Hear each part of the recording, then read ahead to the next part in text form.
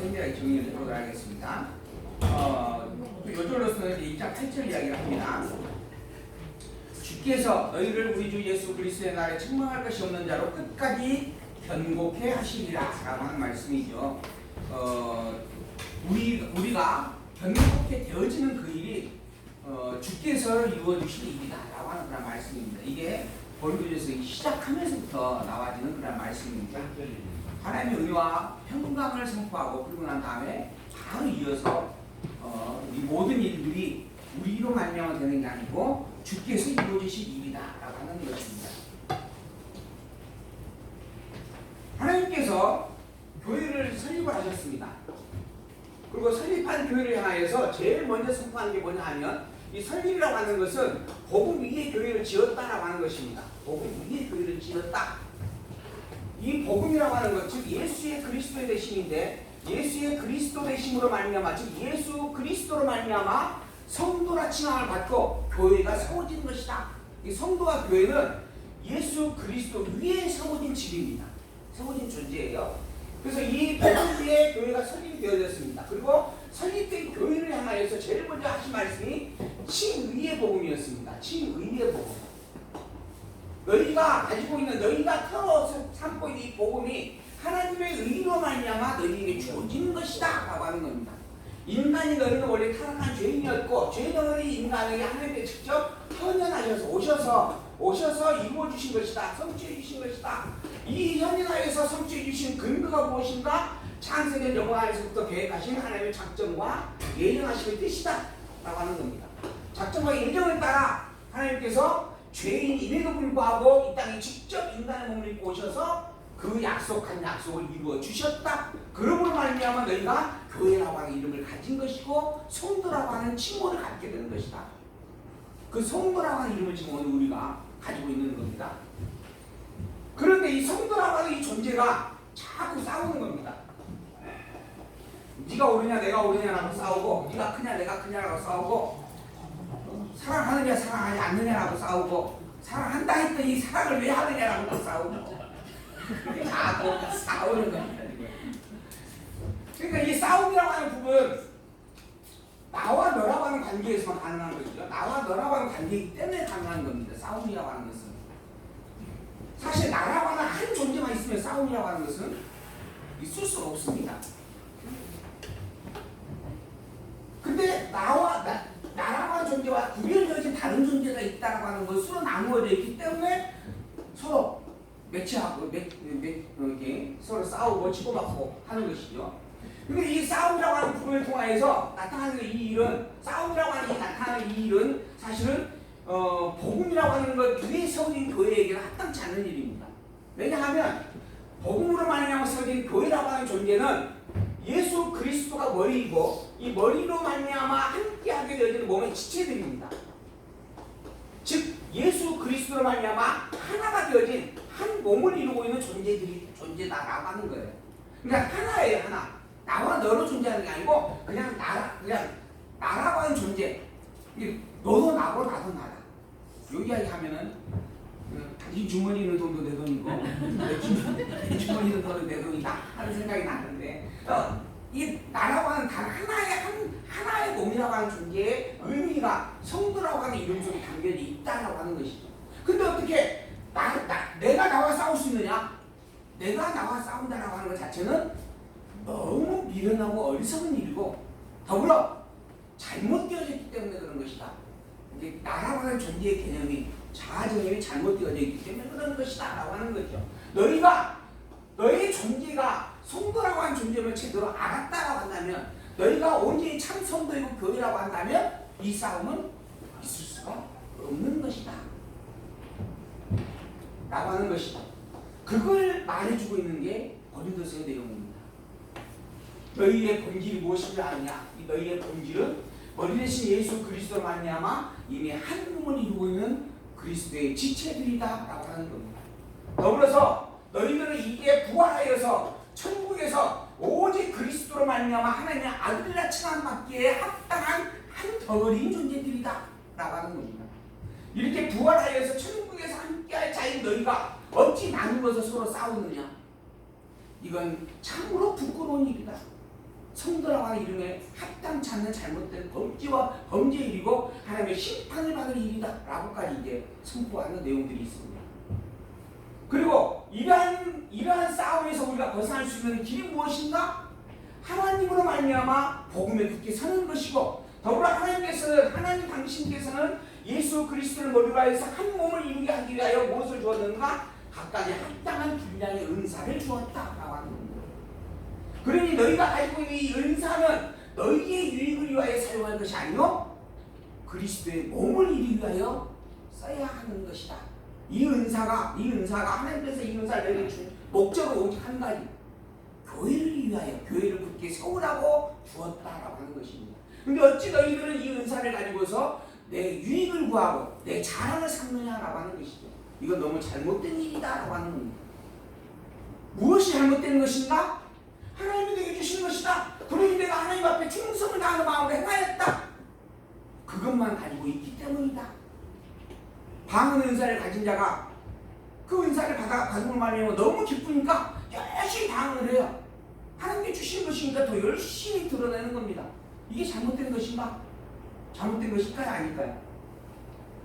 하나님께 주신 그 은사에 따라서 열심히 행하였다라고 하는 것인데 무엇이 잘못이겠어요? 그런데 그게 잘못이다 라고 이야기합니다. 이 은사가 그저 너보고 그렇게 무조건 행하라고 준 게 아니다. 오직 그리스도의 몸된 지체를 온전히 한 몸을 이루게 하기 위하여 준 것이다. 그러므로 이 은사가 다른 은사와 융화를 이루지 않을 때에는 그건 잘못된 것이다 라고 하는 겁니다. 그러므로 이 은사가 올바르게 적용되려면 다른 행함으로 이루어지려면 무엇 위해서 해야 되는가? 사랑이라고 하는 은사 안에서 해야 된다라고 하는 겁니다. 그래서 너희들이 가지고 있는 은사 때로는 가르치는 은사, 방언 은사, 예언 은사, 많은 다양한 은사들이 있는데 이 모든 은사들을 오직 행할 때에는 사랑 안에서 행해라라고 이야기하는 겁니다.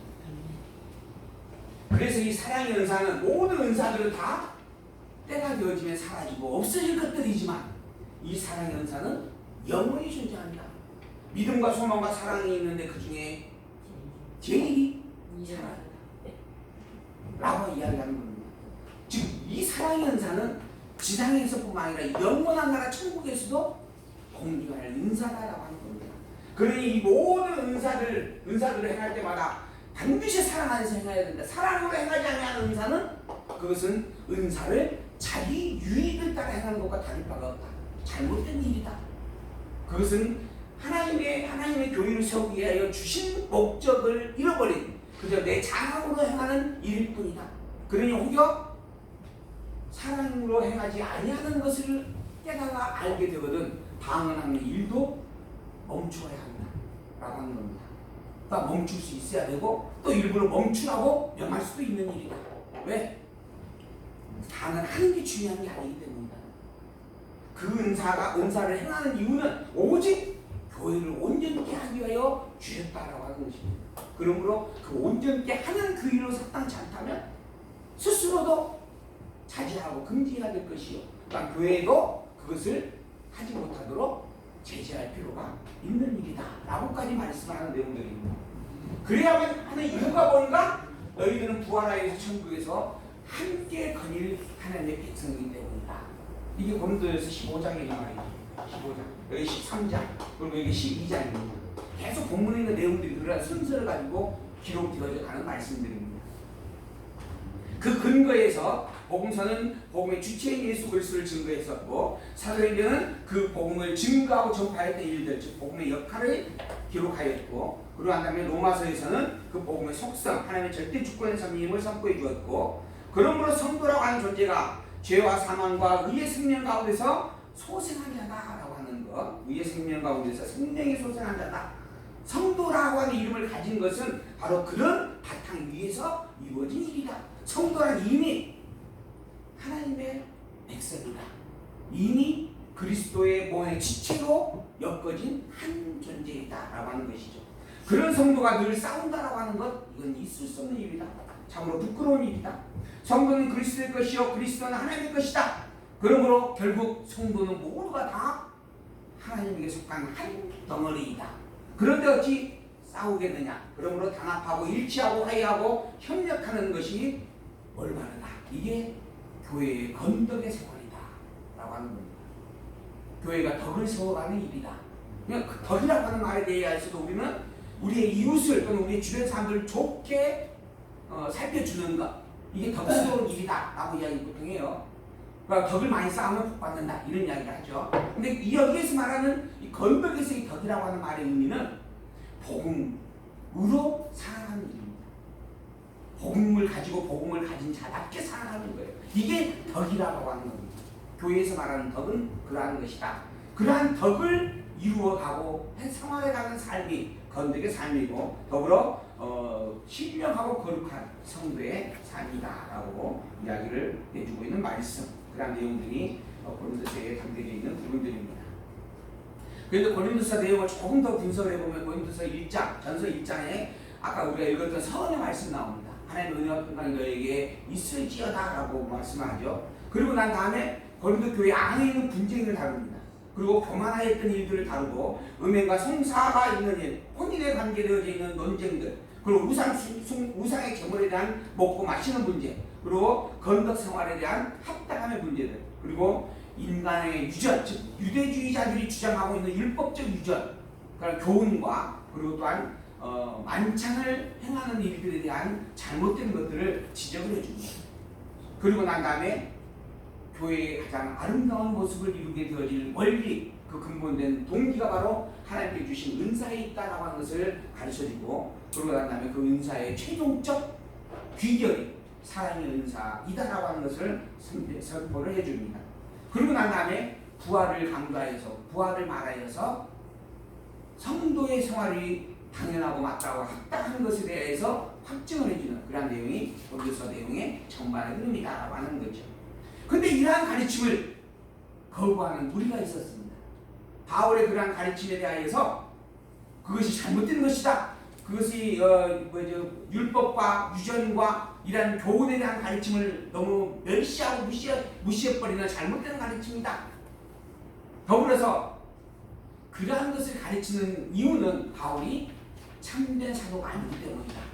이 바울이 제대로 온전히 성경을 배우지 못하였던, 즉 믿음 안에 바르게 살지 못하였던 미숙한 자이기 때문에 그러한 가르침을 하는 것이다. 이러한 의미로 바울의 사도권을 부정하는 거짓 선생들이 그 교회에 있게 되어집니다. 그래서 바울이 과거를 회고하면서 변호를 합니다. 내가 사도의 부름을 받은 것이 오직 예수 그리스도 말미암아 직접 부여받은 직분이었다라고 변호를 하는 것입니다. 내가 사도로 부름받은 것이 오직 복음만을 아름답게 증가하게 하기 위하여 하나님께서 불러 세우신 일이었다라고 하면서 증거해 주는 겁니다. 내가 사도 되어지면 너무 분명한 사실이다라고 하는 것이죠. 그리고 이 사도성의 진정성을 가지고, 사도의 진정성을 가지고 내가 다시 한번 너희들에게 권하노니 복음의 합당함을 가지라라고 하는 것입니다. 예수가 그리스도라고 하는 이 복음을 믿고 하는 그 일에서 흐트러지지 말고 분명하게 이 복음의 터 위에 굳게 서라라고 당부하는 것이죠. 그리고 마지막 칭찬과 공면을 하면서 고린도후서가 마침이 되어야 한다라고 하는 것입니다. 이 고린도서 1장에서부터 고린도후서에 대한 내용들을 간단히 요약해 볼 수 있는 부분들입니다. 자, 이제 구체적으로 그 몇 가지 기본적인 사항들을 접근해 보도록 하겠습니다. 먼저 본서의 기자, 고린도 교회를 설립한 사도 바울이었다. 본서의 기록의 연대, 고린도 전서는 주 57년경이었고 고린도후서는 그 뒤에 몇 개월 지나고 난 다음에 기록이 되어졌다. 라는 내용의 말씀이죠. 본서의 요절입니다. 본서의 요절. 주께서 너희를 우리 주 예수 그리스도 날에 책망할 것이 없는 자로 끝까지 견고케 하시리라. 라고 하는 부분을 우리가 그 중요한 요절로 살펴보게 되어집니다. 여기에서 주어는 하나님입니다. 사람이 아니고 하나님께서 우리를 거룩하고 흠없게 세워주실 것이다. 왜 그러는가? 하나님께서 작정 예정하셨기 때문이다. 그 하나님께서 작정 예정하신 대로 우리를 성도로 삼아 주셨기 때문이다. 그래서 우리는 이미 성도이기 때문에 그렇다라고 하는 겁니다. 더불어 우리가 가지고 있는 복음, 곧 예수가 그리스도가 이 진리는 거짓이 아닌 참된 진리이기 때문입니다. 또한 더불어 그 복음을 선포하신 하나님은 여호와이시기 때문입니다. 한번 약속하신 것을 어떠한 이유로도 변개치 아니하시고 반드시 그대로 이루어 주시는 전능자여 주권자여 영원 불변의 신실한 자이기 때문에 우리는 반드시 거룩하고 흠 없는 자가 될 수밖에 없습니다. 그런데 그렇다고 한다면 나는 아무렇게 살아도 되는가? 나는 아무렇게 살아도 하나님께 다 해주실 것이니까 거룩하게 될 거 아니냐? 라고 하는 거죠. 그럴 수 있을까요? 아무렇게나 살 수 있는 존재라고 하는 말 자체가 성립이 안 됩니다. 아무렇게나 살아도 된다라고 하는 말 자체가 스스로 나는 하나님의 전능자라고 인정하지 않습니다 하는 말이에요. 그것은 이미 불신 상태에 있다라고 하는 것입니다. 그러니까 그러한 말, 옛날 애적의 일입니다. 성경을 조금 공부해보고 난 다음에 늘 하는 이야기 첫 번째가 뭐냐면 하나님께 다 하시네. 하나님께 다 하신 일이네. 그러고는 나는 아무것도 책임질 일이 없네. 더불어 하나님께서 하게 하실 것이니까 하게 하시게 되면 할 것이니까 지금은 하기 싫으니까 간섭하지 마시오. 이런 부분들이 있었습니다. 근데 사실 그 말의 의미는 하나님이라고 하는 존재와 더불어서 하나님이라고 하는 절대적 명계의 존재와 더불어서 이 울타리 밖에 나라고 하는 존재를 다 따르게 내어놓고 이야기하는 부분이에요. 하나님이라고 하는 부분을 전능자요 절대 주권자라고 말을 하지만은 그러면서 실제로는 나에게 있어서는 전능자가 아니다라고 전제하면서 나와졌던 생각들이었다라고 하는 겁니다. 전능자인데 전능자 안에서 내가 무엇을 할 수도 있고 안 할 수도 있는가? 그럴 수 없는 거잖아요. 전능자를 인정한다면 그저 나는 하게 하시는 대로 살고 있네요 라고 말해야 되는 것이 정상입니다. 내가 지금 게으른 마음을 갖고 있는 것도 전능자의 하나님이 주셔서 그런 거군요.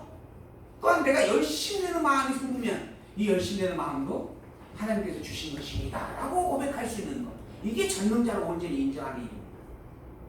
더불어 전능하신 그 하나님이 전능하신 섭리로 나를 주관하시면서 나에게는 좋으심과 싫어하심을 드러내십니다. 좋으심이라고 하는 섭리와 싫어하심의 섭리를 방편으로 하여서 당신의 전능하심을 섭리해 간다라고 하는 겁니다.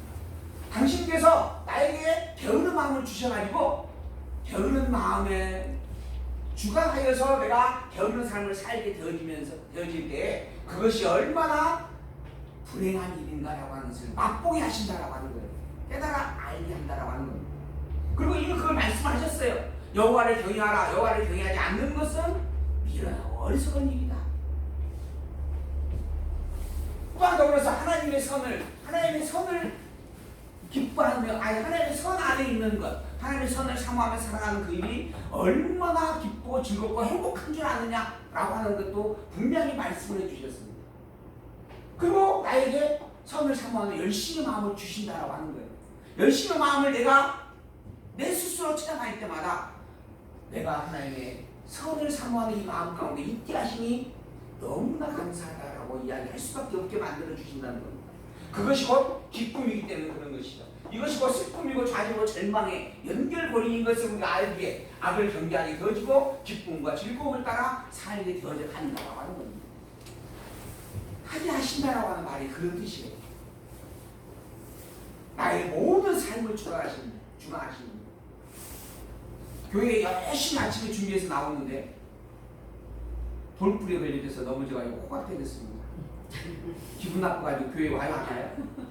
에이, 오늘은 재수없는 날. 하나님도 참 너무하시네. 내가 열심히 하나님 만나려고 교회 가려고 그러는데 어떻게 내 앞에 돌뿌리가 놓여져가지고 나도 하여금 넘어지게 할 수 있는가? 기분 나빠서 안 간다.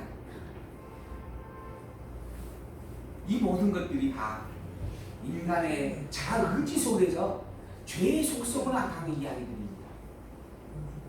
겉으로는 하나님의 전능성을 이야기하면서도 속으로는 그것을 온전히 인정하지 못하고 있는 상태에서 나오는 이야기들이다라고 하는 겁니다. 인간의 모든 생사화복의 주인이 하나님이십니다.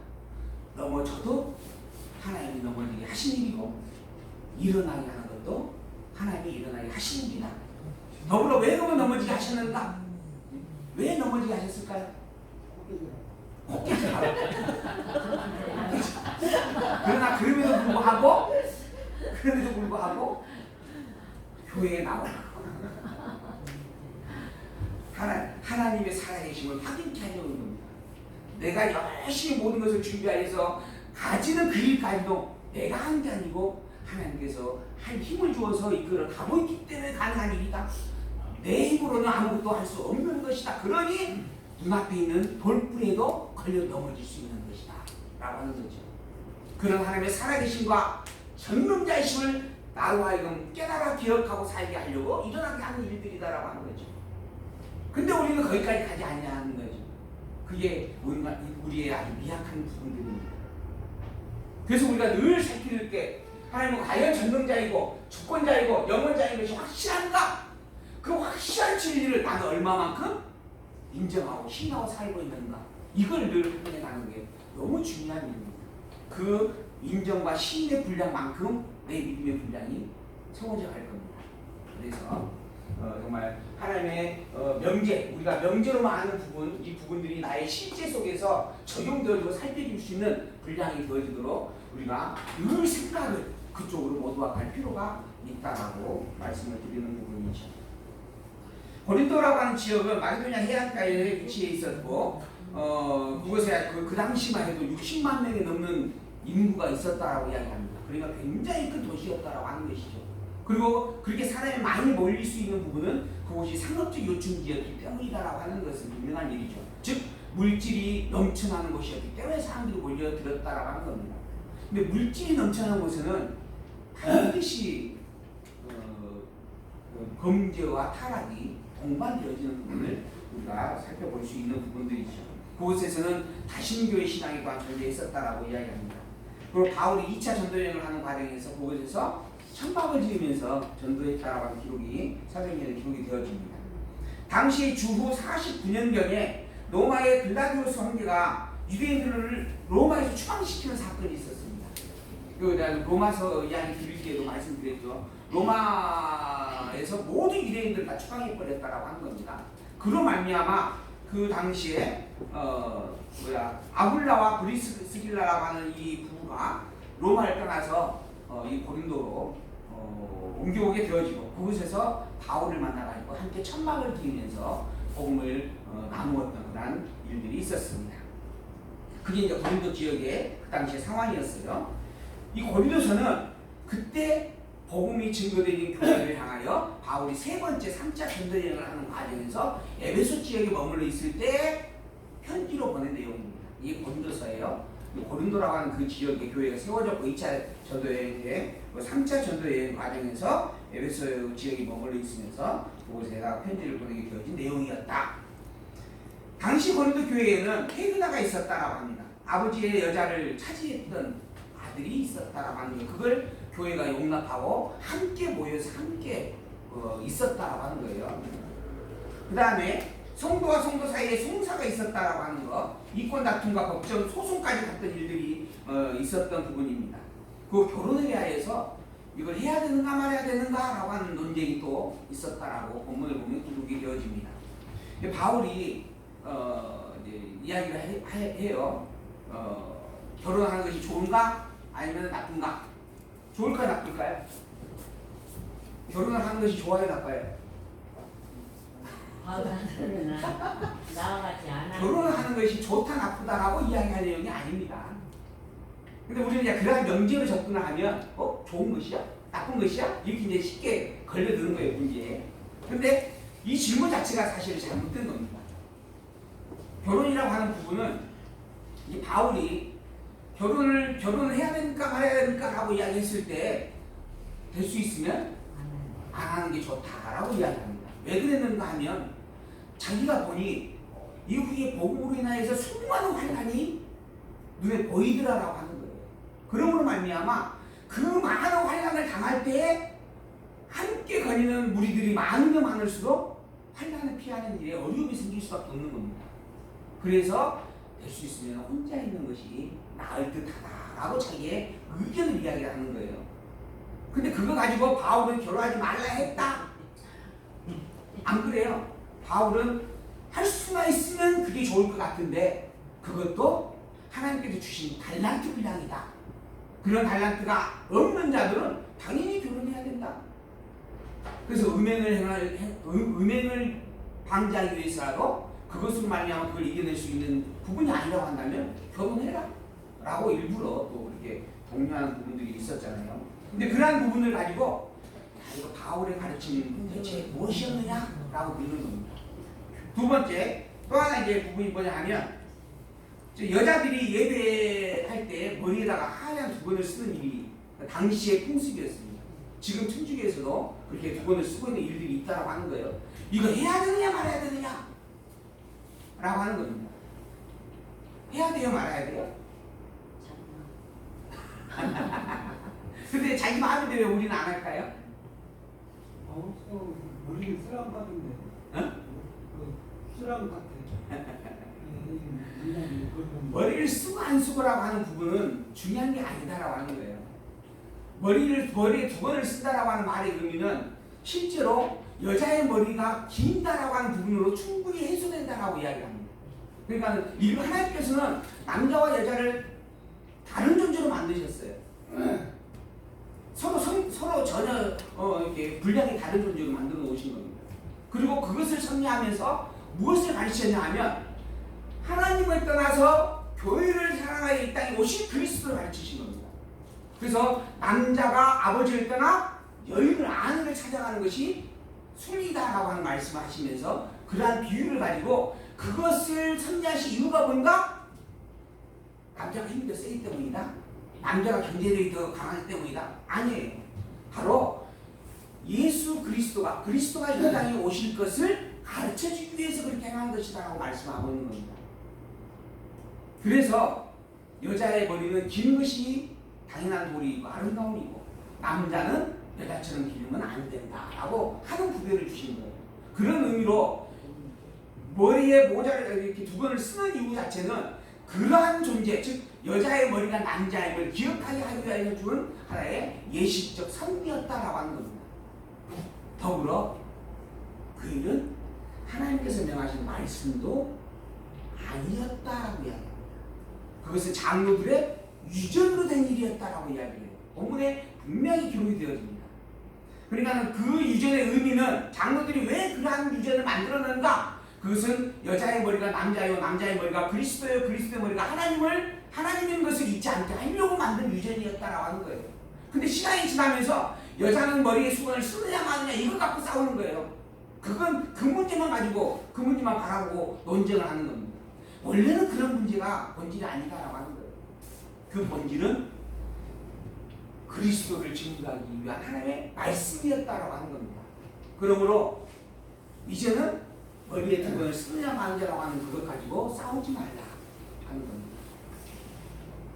중요한 건 예수를 그리스도로 아느냐, 예수가 그리스도를 정말 온전히 믿느냐, 이걸 너희가 너 스스로를 잘 살피고 돌아볼 부분들이다 이렇게 말씀하고 있는 그런 내용들이었다라고 하는 거예요. 근데 이거 가지고 아직도 지금 한쪽에서는 계속 이것을 써야 된다라고 주장을 하고, 그리고 심지어 이제 그것이 좋아 보이니까 그것을 따라 흉내내기까지 하는 그런 모습들이 요 근래에 또 나타나고 있다라고 이야기합니다. 그러나 본문은 전혀 그런 의미와 상관이 없는 내용입니다. 더불어서 이제 은사에 대한 논쟁이 있었어요. 은사에 대한 논쟁. 그렇게 막 교회에서 방언하고 예언하고, 그래서 누가 먼저 했느냐, 누가 먼저 할 것이냐, 이거 갖고도 싸우고 이런 부분들이 있었다라고 하는 거죠. 그러한 무질서, 또 더불어서 그 은사의 계급을 매깁니다. 이 은사가 더 낫고 저 은사는 못한 것이다, 이러한 부분들, 그러한 논쟁들이 있었고, 그러한 부분들, 또 더불어 부활이라고 하는 것에 대해서 이것을 믿느냐 믿지 말아야 되느냐, 또 부활이라고 하는 것이 실존이냐 아니면 가상이냐 이상이냐, 이런 부분들. 이게 다 사람들의 철학적 사고 속에서 나타날 수 있는 그런 논쟁들입니다. 근데 사실 이러한 논쟁들은 현재도 얼마나 교회 안에서 있을 수 있는 이야기들입니다. 이러한 문제들에 대해서 바울이 정확하게 살펴서 지적을 해주고 있는 내용들을 우리가 본문을 통해서 확인을 해갈 수 있을 것입니다. 그래서 바울이 그러한 부분을 가지고 편지를 보내는 겁니다. 그게 고린도전서예요. 너희 교회에 이러한 많은 논쟁과 분란들이 있는데 과연 그게 하나님을 아는 자로서 합당한 길이겠느냐라고 묻는 거예요. 그래서 첫 번째 고린도전서를 다른 표현으로 쓰면 질문서다 이렇게 이야기하는 부분들의 학자들이 있습니다. 그것이 교회라고 하는 즉 성도라고 이름을 가진 자에게 과연 옳은 것이겠느냐? 예수 그리스도로 말미암아 그리스도의 지체가 되어진 자로서의 한 몸의 너희에게 과연 그것이 합당한 일이겠느냐라고 묻는 내용이었다라고 하는 거지. 그렇게 해서 그것이 잘못된 일이다라고 하는 지적이 되어지니까 그 로마에 있는 고린도 교회에 있는 많은 그 지도자 중에 어떤 사람들이 바울의 사도권을 부정을 합니다. 바울의 가르침 자체가 원래부터 틀린 것이었다라고 하는 것을 입증하려고 그렇게 변론을 하려고 바울의 사도성을 부정하는 겁니다. 사도란 어떠한 존재인가? 예수님께서 직접 살아계실 때 너 사람을 낳는 어부가 되게 하겠다라고 불러드렸잖아요. 그래서 베드로, 그 다음에 누구죠? 야고보, 요한, 그 다음에 마태, 바돌로메인가요? 그냥 많은 그 12명의 제자들이 이제 따르게 되어지잖아요. 그 다음 모든 제자들은 예수님께서 직접 지구과에서 불러드렸고 예수님과 더불어 함께 동행하였다가 예수님께서 죽기까지 같이 있었던 자들이 아니었느냐? 사도 바울은 그런 상태가 아닙니다. 사도 바울은 그 예수님께서 죽고 난 이후에 십자가에 못 박혀서 죽고 난 이후에 제자들이 다 흩어졌다가 성령의 강림으로 다시 모이게 되어졌죠. 그 이후에 제자들 가운데서 누가 가룟 유다가 죽었으니까 하나를 취하여서 채우자라고 해가지고 투표해서 제비뽑기 해가지고 마띠아가 뽑혔습니다. 그렇게 해가지고 12사도가 구성이 되어졌어요. 그리고 난 이후에도 사도들이 복음을 증가하다가 너무 이제 숫자가 많아지고 어려움이 생기니까 그 실무를 담당할 수 있는 집사들을 세웁니다. 그 7집사죠. 7집사를 세우고 난 다음에 그 7집사 중에 하나인 스데반이 돌에 맞아 죽죠. 그때 그곳에서 이 스데반이 죽는 그 일을 목격하면서 동참하였던 자입니다. 즉 예수님하고는 예수님이 살아계실 때 예수님과는 어떤 관계도 없었던 존재인 거죠. 그리고 이 예수를 그리스도라고 믿고 있는 이 자들을 잡아 죽이기 위하여서 권한을 부여받고 담에색으로 가던 그런 존재였다라고 하는 거죠. 그런데 그런 존재가 사도라고 부름을 받고 있는 겁니다. 그래서 과연 그게 사도라고 부름을 받을 수 있느냐 없느냐 자격의 논쟁을 제기하는 거죠. 그 이유가 뭐냐 하면 지금 바울로 말미암아서 증거되어진 많은 교회의 교훈들이 있습니다. 이 교훈들 자체가 근거가 없다라고 하는 것, 그 본질이 뿌리가 힘이 없게 되어지는 부분이다라고 하는 것을 강조하여서 바울의 가르침을 멸시하기 위한 의도들이었다라고 하는 부분이죠. 그래서 바울이